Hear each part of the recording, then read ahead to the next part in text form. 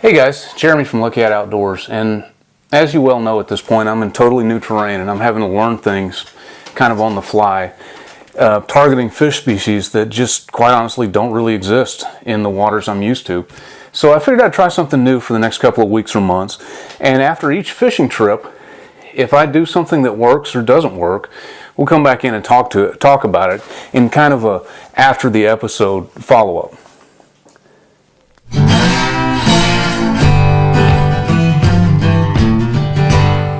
And what I'd like to talk about today is my recent trip to the Cod Canal chasing stripers. And I know if you've watched the video by now, you've seen that I lost as many fish as I caught to actually line breakage, which was pretty shocking for me.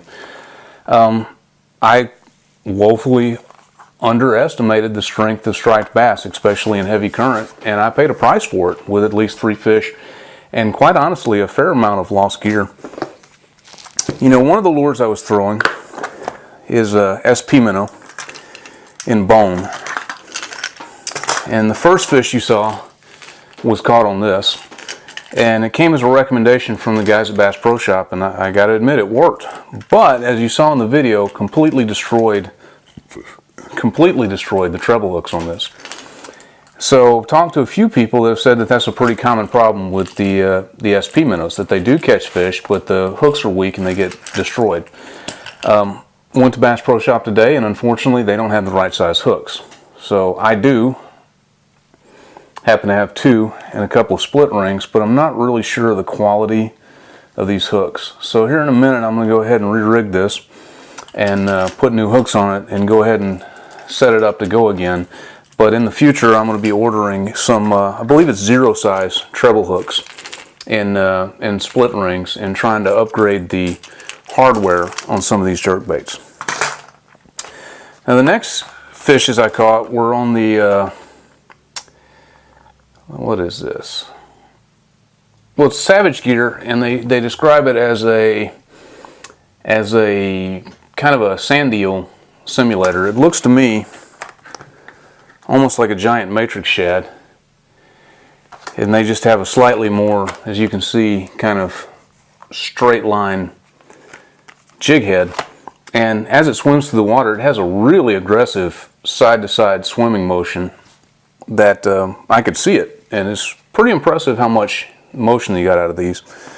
And again, I lost one and the jig head got torn up on a few, so I had to go buy some more, and these are about $9 a piece. And unfortunately I have yet to find, and I'm gonna have to look online, but I've yet to find just the jig heads, because I have extra tails. I would like to have some jig heads to go with them, so that's one of the things I've got to look at. Biggest issue I ran into was my gear was just way too light, and I'm not sure what braid I had on my pin, but I know I was running 20-pound Seaguar fluorocarbon leader. I've run it every fishing trip you've seen prior to this. I've run that 20-pound leader with no issue. I broke knots, but I've never broke the line. And last week I snapped the line clean. When you take it out of the water, it wasn't a knot that pulled apart, it was the line broke.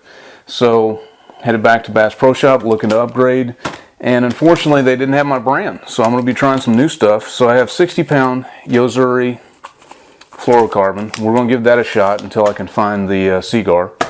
And they were running really low on braid, so I have an option here of 65-pound Power Pro, which is what I've normally used just in a 20-pound, or 80-pound Suffolks. So I haven't used the Suffolks, and I'm not sure which I'm going to string up yet, but I'm going to be upgrading to 60-pound fluorocarbon and at least 60-pound braid, and see if that makes a difference in the breakoffs. And really beyond that, that's it. I'm going to take the pin off of this rod because, as you saw in the video, the anti-reverse on my spin fisher has just been jacked up, and I thought we had it fixed. I'd taken it in for maintenance, and I got into a big fish and it broke loose again. So I did have an extra Shimano bait runner, and for now I'm just going to be using my 4000 series bait runners as kind of my striper gear. Even if I don't have live bait, I still think it's an upgrade as far as quality of reel. So here in a minute I'm going to go ahead and tear everything off these rods. I'm going to put the bait runner on the rod that has the pin right now. We're going to replace the trebles on this and throw some 60-pound braid and some 60-pound fluorocarbon on and get re-rigged for hopefully a trip in the next 2 weeks, and we'll see if we do a little bit better. Thank you, guys. Okay, guys, I figured I'd walk you through replacing the treble hooks on this thing, and I hope you can see I haven't gotten figured out my table layout yet, but until recently I didn't know how to do this, so I figured I'd show you. And the first thing you're going to need is a pair of split ring pliers, and I've had these for a while, but I'm not smart sometimes, so I was using them improperly. I wanted to put the ring kind of parallel to the pliers, and what you need to do is put it perpendicular, and there you go, opens them right up. And you just take your hook from there, and I hope you guys can see this, and slide it on.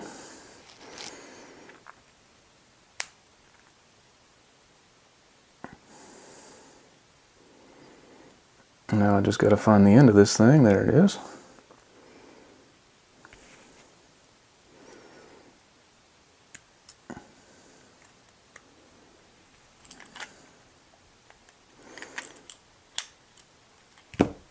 And we'll slide it on there.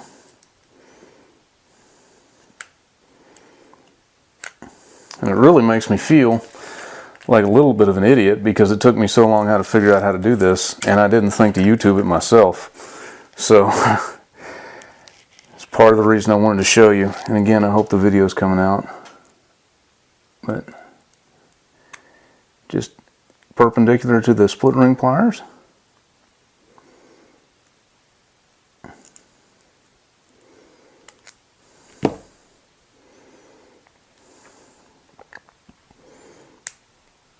So I know these hooks are Gamakatsu.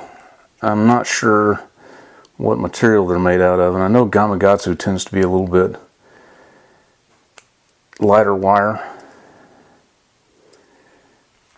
So my fear is that I'm going to get one use out of this again and blow these hooks up. And with moving and everything, I just don't have the budget right now to go buy a bunch of brand new lures, and I'm hoping to just be able to make it through till winter with minimal expenditure. So here's hoping these hooks hold up. There we go, pretty simple. New hooks on my SP minnow, and here in a minute I'm going to tie it on the rod and get re-geared.